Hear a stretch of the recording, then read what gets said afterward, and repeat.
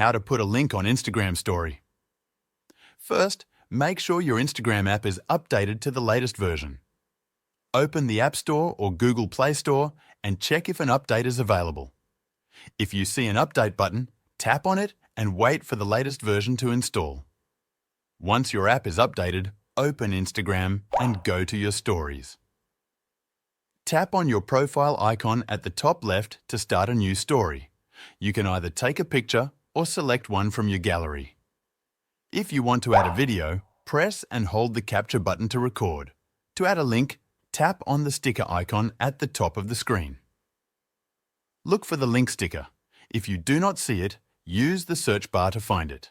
Tap on the sticker and enter the website URL that you want to share. After typing the link, press enter.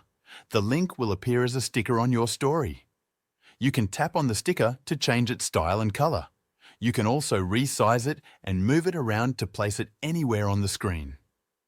Once you are happy with how it looks, tap on Share to add it to your story. Now, when people view your story, they can tap on the link and select Visit Link to open the website directly from Instagram. This makes it easy to share content, promote websites, or direct people to YouTube videos. That's it.